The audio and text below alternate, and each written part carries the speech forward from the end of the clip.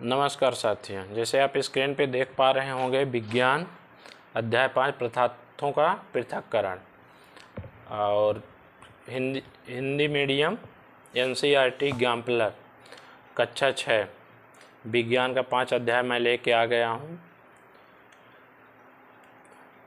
देखिए इसका वाचन करते हैं और हर परीक्षा की दृष्टि से महत्वपूर्ण है और उपयोगी है। पहला प्रश्न देखते हैं साथियों, क्या है। हमें किसी मिश्रण के विभिन्न अवयवों को पृथक करने की आवश्यकता क्यों होती है? दो उदाहरण लिखिए। मतलब दो मिश्रण मिल गए हैं तो उनको हमें पृथक करने की क्या ज़रूरत है, ये क्वेश्चन पूछ रहा है।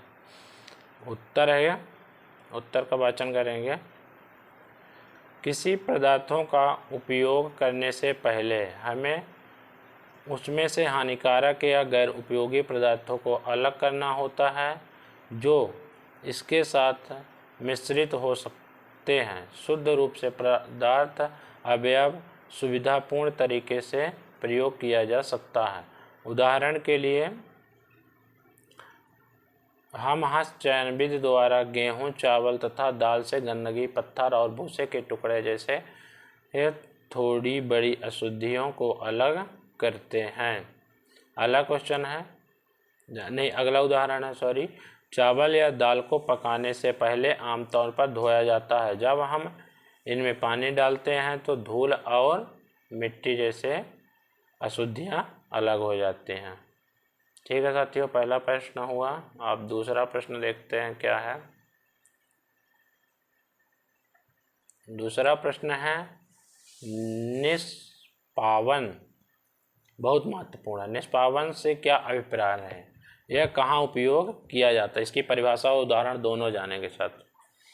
याद रखेंगे, निष्पावन किसी मिश्रण के भारी और हल्के अवयवों को वायु के झोंकों द्वारा पृथक करने की विधि को निष्पावन कहते हैं। पावन मतलब हवा, पवन का पर्यायवाची, इससे याद रखेंगे।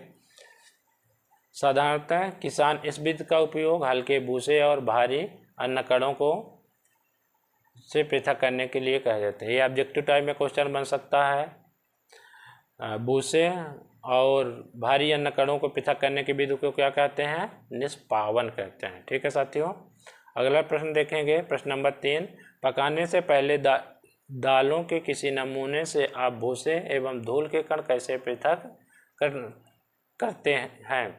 पकाने से पहले दालों से किसी नमूने से आप भूसे एवं धूल के कण कैसे पृथक करते हैं, यह क्वेश्चन कहता है। तो उत्तर देखेंगे, पकाने से पहले दालों के किसी नमूने से आप भूसे एवं धूल के कणों हस्त चयन विधि द्वारा पृथक करते हैं। मतलब जब दाल हम पकाते हैं तो इससे पहले हम दाल को थोड़ा हाथ से इधर उधर फैल लेते, उसमें कांकड़ पत्थर जो होता है हम उसको अलग कर देते हैं। प्रश्न नंबर 4 है, चालन से क्या अभिप्राय है, यह कहाँ उपयोग होता है?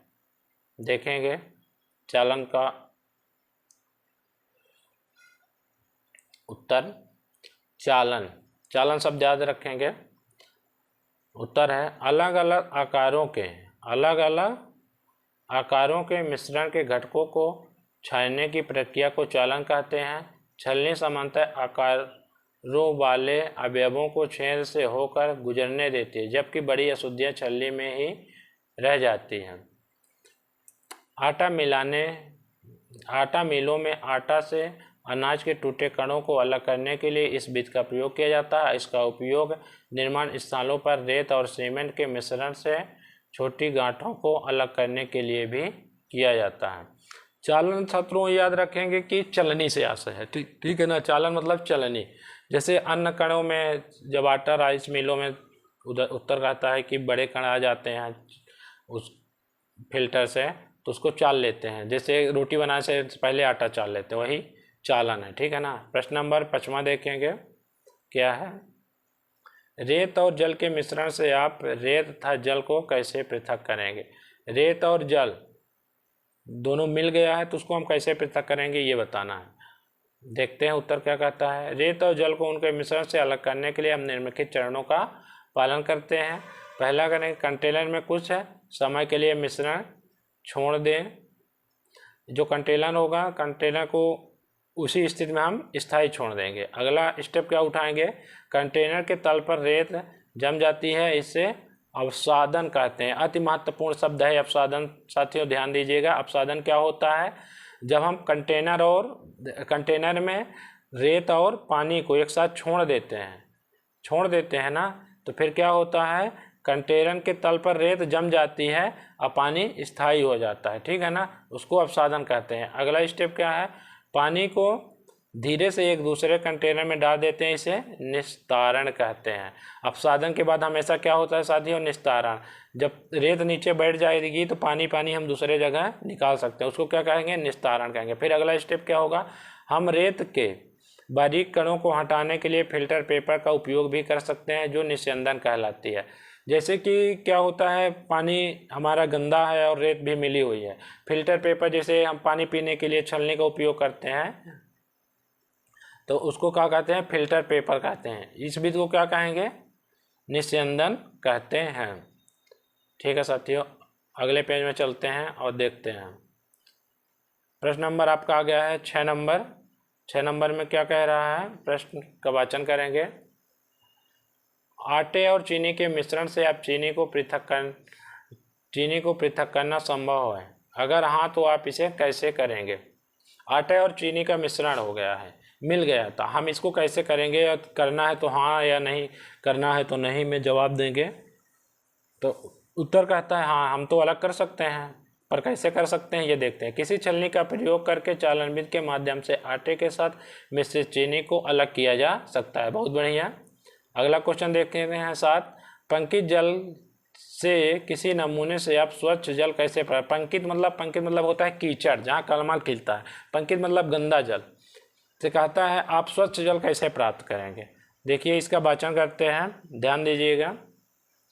पंकित जल से साफ पानी प्राप्त करने के लिए निम्नलिखित चरणों की आवश्यकता होती है। पहला है, एक कंटेनर में पंकित जल डालकर कुछ समय के लिए छोड़ देंगे, अच्छा है। अगला स्टेप, कुछ समय बाद कंटेनर में नीचे अशुद्धियाँ जम जाती हैं, इस प्रक्रिया को अवसादन कहते हैं। अभी हमने ऐसे क्वेश्चन देखा, ये रिपीट हुआ है। फिर अगला, ऊपरी परत साफ पानी की है, इसे दूसरे कंटेनर में डाल देंगे, इस प्रक्रिया को क्या होगा, निस्तारण होगा। फिर अगला स्टेप क्या होगा, महीन अशुद्धियों को दूर करने के लिए इसे फिल्टर पेपर की मदद से फिर से छान लेते हैं, इस प्रक्रिया को निस्तारण कहते हैं। अच्छा है, देखते हैं अगला क्वेश्चन है प्रश्न नंबर 8। प्रश्न नंबर 8 क्या है, रिक्त स्थानों की पूर्ति कीजिए। आइए इसका वाचन करते हैं, ठीक है ना। धान के दानों को डंडियों से पृथक करने की विधि बिंदी बिंदी कहलाती है, ये देख पा रहे होंगे आप। थ्रेसिंग कहलाती है, मतलब जब धान से भूसा अलग किया जाता है, अनाज अलग किया जाता है, उस विधि को क्या कहते हैं, थ्रेसिंग कहते हैं। ये ऑब्जेक्टिव टाइप में क्वेश्चन आ सकता है साथियों, ध्यान दीजिएगा।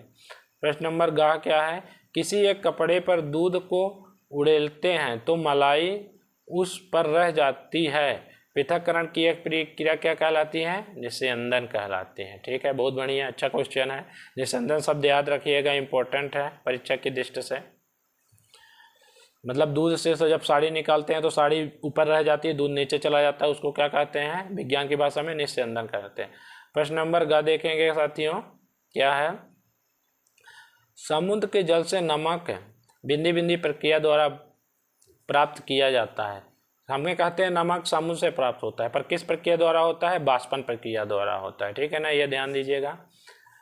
फिर घ नंबर है, जब पंकित जल को पूरी रात एक बाल्टी में रखा जाता है तो अशुद्धियाँ तली में बैठ जाती है, इसके पश्चात स्वच्छ जल को ऊपर से पृथक कर लेते हैं, इसमें उपयोग होने वाली पृथक्करण की प्रक्रिया क्या कहलाती है साथियों, निस्तारण कहलाती है। ठीक है ना। अब आगे देखते हैं प्रश्न नंबर 9। इसमें सत्य और असत्य बताना है। तो पहला प्रश्न क्या है, देखते हैं, सत्य और असत्य बताइए। पहला है, दूध और जल के मिश्रण को निस्यंदन द्वारा पृथक किया जाता है। दूध और जल को निस्यंदन तो अभी आप हमने पढ़ा है कि उछलनी जैसे उपयोग किया जाता है, मतलब कि साड़ी ऊपर रह जाती है और दूध नीचे चला, वो निस्यंदन कहलाता है। जबकि दूध और जल के मिश्रण को हम कह सकते हैं बाष्पन द्वारा अलग कर सकते हैं साथियों। जब दूध मिला है, पानी मिला है, तो उसको गर्म करेंगे तो पानी उड़ जाएगा, दूध में जो मालिक्यूल अच्छे होते हैं प्रोटीन फैट वगैरह वो बच जाएगा, ठीक है ना। फिर अगला, इसलिए ये क्या हुआ, असत्य। ये देखिए उत्तर असत्य दिया है। ग नंबर में नमक तथा चीनी के मिश्रण को निष्पावन द्वारा पृथक कर सकते हैं, गलत है। नमक और चीनी को कैसे कर सकते हैं, बाष्पन द्वारा कहेंगे, ये असत्य है। चाय की पत्तियों को चाय से पृथक निस्यंदन द्वारा किया जा सकता है। चाय की पत्तियों को चाय से पृथक करने की प्रक्रिया निस्यंदन, ये बिल्कुल सही है। यहाँ गलत लिखा है, टिक लगा है, इसको सही कर लेंगे। इसको क्या लिखेंगे, सत्य है। निस्यंदन तो वही होता है ना जैसे दूध सारी आते हैं, ये सत्य है, ठीक है ना। ग नंबर। फिर घ नंबर देखते हैं। अनाज और भूसे का पृथक्करण निस्तारण प्रक्रिया द्वारा किया जाता है। अनाज और भूसा निस्तारण प्रक्रिया ना होगा, इसमें होगा आपका निस्तारण प्रक्रिया तो वहाँ उपयोग किया जाती है जहाँ गंदा पानी होता है, उसको कुछ देर तक स्थायी रख देते हैं और अशुद्धियाँ बैठ जाती है, उसको दूसरे कंटेनर में बदल लेते हैं। इसको थ्रेसिंग कह सकते हैं। या एक शब्द अभी आपने उपयोग किया था, क्या उपयोग किया था, पावन द्वारा, ऐसा कुछ शब्द था, उड़ा के, है ना। देखिए अगले पेज में क्या है, प्रश्न नंबर 10वां। इससे पहले क्या हमने 9वां किया, हाँ 9वां सत्य कर चुके हैं। अब देखते हैं प्रश्न नंबर अगला PDF में 10वां। ध्यान दीजिएगा साथियों, प्रश्न नंबर 10 का वाचन करते हैं। जल में चीनी तथा नींबू का रस मिलाकर शिकंजी बनाई जाती है। आप बर्फ डालकर इसे ठंडा करना चाहते हैं, इसके लिए शिकंजी में बर्फ चीनी घोलने से पहले डालेंगे या बाद में, किस प्रकार से अधिक चीनी घोलना संभव है। देखे होंगे आप शिकंजी पीते हैं, नींबू रहता है, नींबू का रस रहता है और बर्फ रहता है गर्मियों के दिनों में। तो ये कहता है कि आप बर्फ चीनी घोलने से पहले डालेंगे या बाद में डालेंगे, मतलब चीनी हमारा कब ज़्यादा घुलेगा। तो उत्तर देखिए क्या कहता है, हमें बर्फ डालने से पहले चीनी घोलना चाहिए। जो पानी होगा तो पानी में हमें बर्फ डालने से पहले चीनी घोलना चाहिए। कारण क्या है, रीजन, ठंडे पानी की तुलना में चीनी गर्म पानी में जल्दी घुल जाती है। वास्तव में सही कह रहा है। हम पानी में बर्फ मिलाने से पहले अधिक चीनी घोल सकते हैं। यदि हम ठंडा बर्फ डाल देंगे तो उसमें चीनी कम मात्रा में घुलेगा और देरी से घूमेगा, इसलिए हमें बर्फ डालने से पहले से साथियों क्या करना चाहिए, शिकंजी बनाने के लिए चीनी डाल लेना चाहिए। अगले पेज में देखते हैं। ठीक है, यहीं आपका पार्ट ये समाप्त होता है। Thank you sir. आपको मिलेंगे नेक्स्ट वीडियो में NCERT एग्जाम्पलर। आप इसका रिवीजन करते रहिएगा और शॉर्ट नोट बना लीजिए स्क्रीनशॉट लेके। थैंक यू सर, नमस्ते।